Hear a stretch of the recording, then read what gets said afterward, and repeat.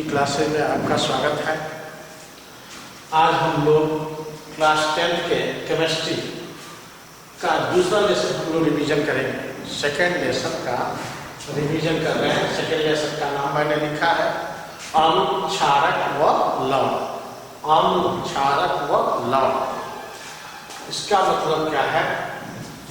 अम्ल की पहचान, क्षार की पहचान, लवण की पहचान कैसे करेंगे, इसको उदाहरण सहित हम वर्णन करेंगे। अम्ल के बारे में हमने बताया था, अहर्नियस के अनुसार ऐसे तरह के यौगिक जिसको जल में वियोजित करने पर हाइड्रोजन आयन उपलब्ध कराता है, ऐसे यौगिक को हम लोग अम्लीय यौगिक कहते हैं। क्या बोला हूं? अहर्नियस के अनुसार वे यौगिक जल में वियोजन करने पर हाइड्रोजन आयन उपलब्ध कराते हैं, स्वाद में खट्टे होते हैं और नीले लिटमस पेपर को लाल कर देते हैं, उसको हम लोग अम्ल कहते हैं। जैसे इसको एग्जाम्पल में देखें, HCl में H प्लस होगा। H प्लस होने के कारण ये यौगिक जो है अम्लीय। H2SO4, यहाँ पर भी H है, SO4, तो H यह भी उपलब्ध करा रहा है प्लस आयन के रूप में, इसलिए यह भी जो है अम्ल होगा। H3PO4, यहाँ पर भी जो है H प्लस PO4, H जो है यहाँ पर 3 मात्रा है, ये धन आयन उपलब्ध करा रहा है, इसलिए यह भी जो है अम्ल। यही अम्ल का पहचान है कि जिन यौगिकों में हम जल में वियोजन करें तो वियोजन करने पर उसमें हाइड्रोजन आयन उपलब्ध होता हो, वह यौगिक जो है अम्ल होगा, उसको हम अम्लीय हैं। यह स्वाद में खट्टा होता है और लाल नीले लिटमस पेपर को लाल कर देता है। ये अम्ल की पहचान। दूसरा क्षार किसे कहते हैं? दूसरा क्षार किसे कहते हैं? ऐसे यौगिक जो जल में वियोजन होने पर, अहर्नियस के अनुसार में बोला, ऐसे यौगिक जो जल में वियोजन होने पर OH माइनस आयन उपलब्ध कराता है, उसको हम लोग क्षार कहते हैं। यह लाल लिटमस पेपर को नीला कर देता है तथा स्वाद में कड़वा होता है। जैसे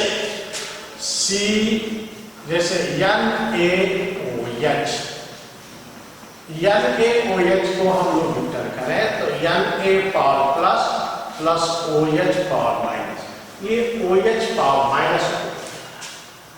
ऐसे ही CaOH का होल ट्वाइस, ये क्या करेगा? Ca पावर प्लस हो गया और प्लस OH का होल ट्वाइस, ये जो है माइनस।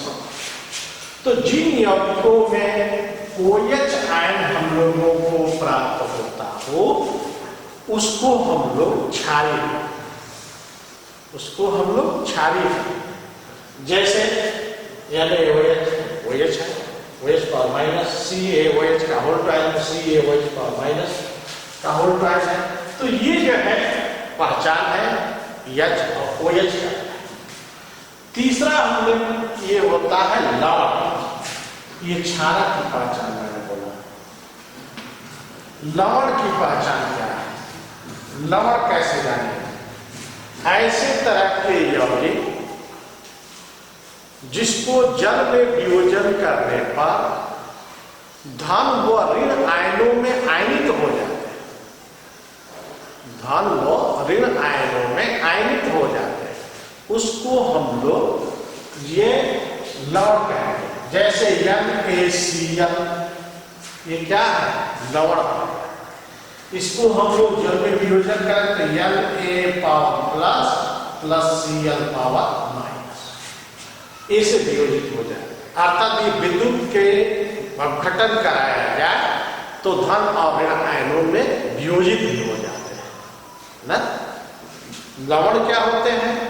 यह क्षार अम्ल के क्रिया से जल के अतिरिक्त जो बनता है वो लवण होता है, या लवण उसको कहते हैं जिसको जल में वियोजन करने पर वह विद्युत के सुचालक होकर धन और ऋण आयनों में जो है आयनित हो जाते हैं, वो लवण कहते हैं। जैसे NaCl, KCl = K plus plus Cl minus, ऐसे जो है आयनित हो जाते हैं। तो आयनन वाले जितने यौगिक होंगे वो सब के सब जो है लवण।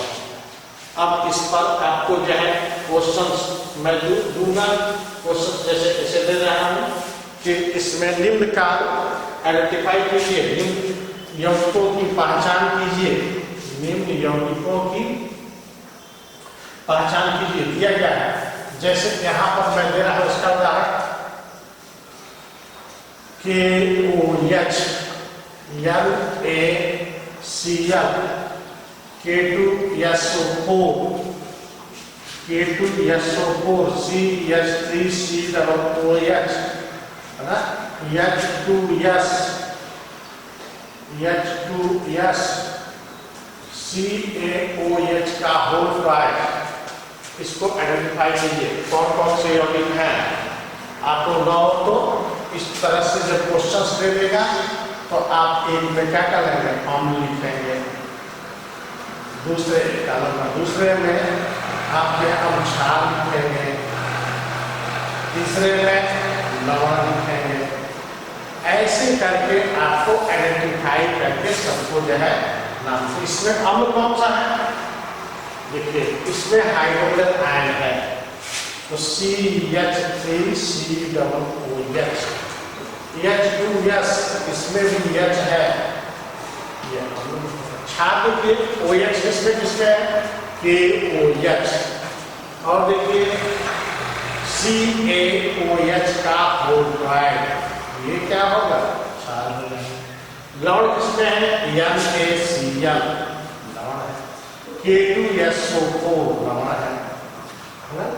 ये सब देखें, ऐसे आपको पहचान करने के लिए दिया जाएगा। इस समीकरण में सारणीबद्ध करके टेबल बना करके उसमें अम्ल को अम्ल के कॉलम में, क्षार को क्षार के कॉलम में, लवण को लवण के कॉलम में लिख करके जो है ये फर्स्ट क्वेश्चन में लिखते हैं। ऐसे अब है दूसरा है अम्ल व क्षार की क्या उपयोगिता है, बताइए। अम्ल की उपयोगिता क्या है? अम्ल की उपयोगिता यूज क्या है? हम लोग अपने दैनिक जीवन में बहुत से अम्लों का उपयोग जो है करते हैं। जैसे H2SO4, ये सल्फ्यूरिक अम्ल है। जितने आपके इन्वर्टर की बैटरी या अन्य घरेलू बैटरियों का उपयोग हम लोग करते हैं, उन बैटरियों में ये सल्फ्यूरिक अम्ल का उपयोग जो है किया जाता है।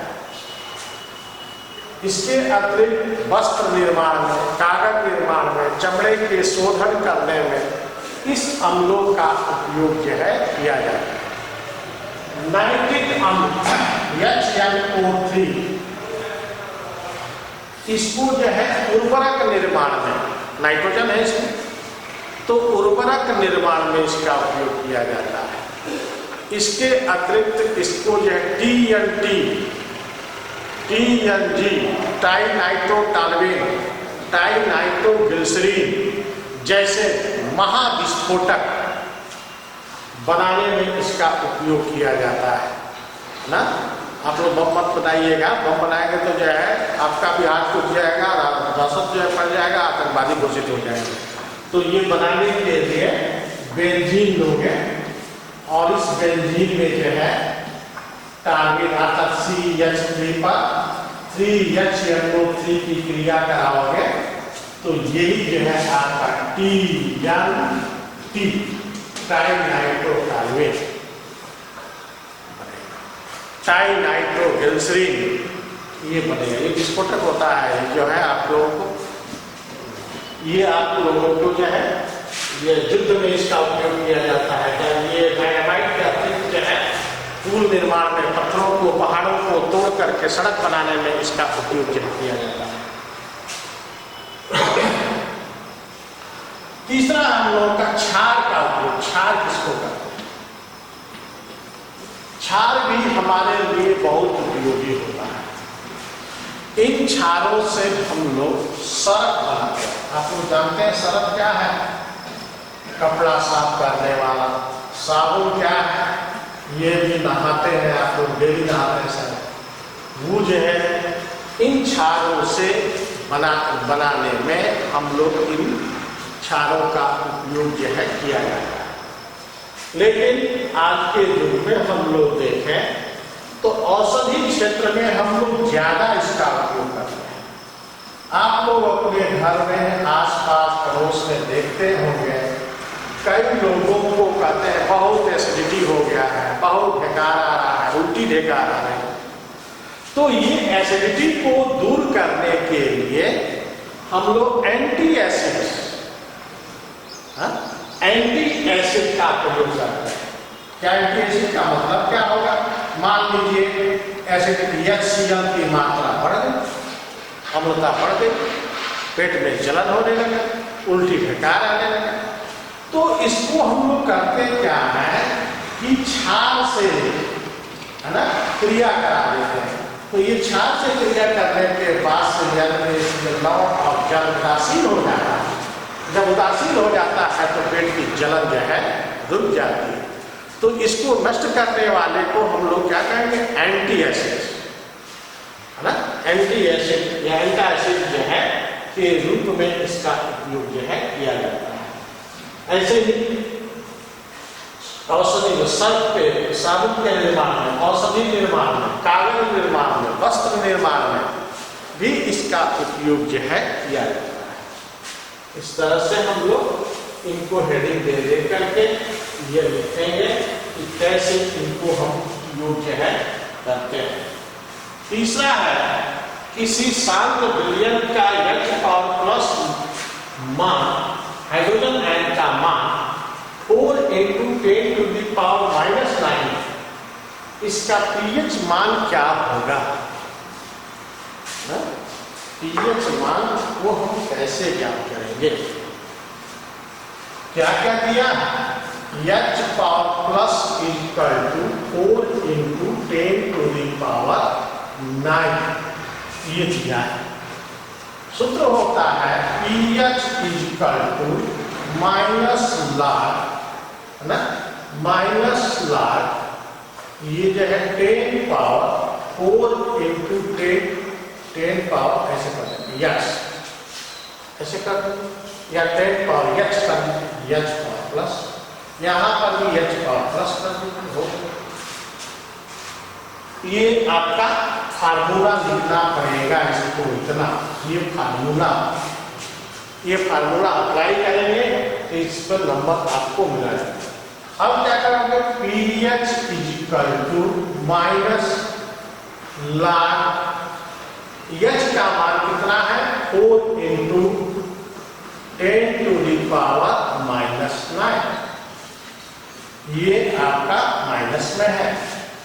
pH = ये जो है एक सूत्र होता है, जैसे m log m + n, या ऐसे कर log m + n = m log n + m log n। तो यहां पर आप इसको क्या करेंगे? ये वर्ग में है तो log 2⁻² ×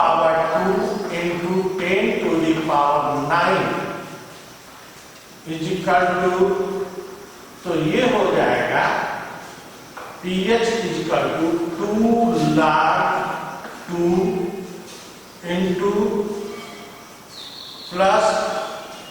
9 log 10। 2 log 2 का मान यहाँ पर दिया होगा, log 2 इक्वल टू 0.3010, 0.3010 ये मान दिया है। तो अब यहाँ पर क्या करोगे, log 2 का मान मैं दे रहा हूँ, तो 2 इंटू log 2 का मान कितना है 0.3010 प्लस ये माइनस होगा, यहाँ पर सब माइनस आ रहा है, ध्यान दीजिए, -9 इंटू log 10 का मान 1 ना, log 10 का मान 1 होगा, तो 9 इंटू 1 हो जाएगा। अब इसको गुणा करोगे तो कितना आ जाएगा, -2002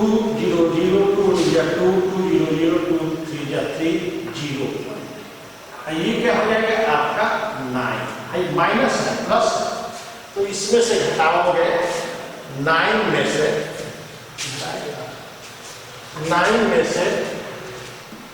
आप 9.000 कर दीजिए और 0.6020 हटाओगे, 10 में से 2 जा 8, 9 यहाँ पर 9 में से 6 जा 3, यहाँ बचा 8, कितना हो जाएगा 8.3980।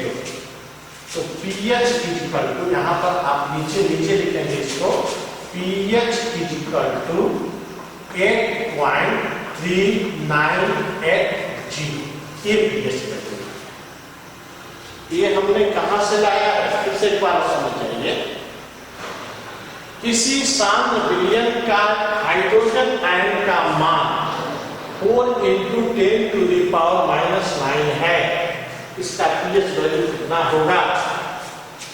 इसके लिए हमने H का मान दिया, H इक्वल टू 4 इंटू 10⁻⁻9, जबकि log 2 इक्वल टू 0.3010, तो pH equal to minus log या H power plus pH equal to minus log H का मान हमने यहाँ पर फिलअप कर दिया 4 इंटू 10⁻⁻9। तो ये जो 4⁻⁻9 को जो है हमने ये क्या कर दिया, घात के रूप में कर दिया, तो log m इंटू m, तो m log m, ऐसे इसको जो है m log m। तो यहाँ पर हम घात के रूप में log 2 पावर 2 इंटू 10⁻�9, तो इस 2 को पहले करो, तो -2 log 2, इस 2 को नीचे करो, तो -2 log 2 प्लस, यहाँ पर भी देखोगे ऊपर वाला क्या हो जाएगा, इधर आ जाएगा, माइनस ये जो है आपका log ये 9 log ये नीचे चला जाएगा 10। अब यहाँ पर 2 इंटू ये जो मान लिया है ये दिया log 2 का मान 0.301, वही मान भर दिया हो, प्लस आपका 9, तो ये जो है आपको घटाया गया, तो इसमें गुणा करोगे तो आ जाएगा 0.6020 प्लस 9। अब 9 में से माइनस वाले को हमने घटा दिया, यहाँ पर ये आपका pH वैल्यू आ गया, pH वैल्यू जो है ये 8.3980।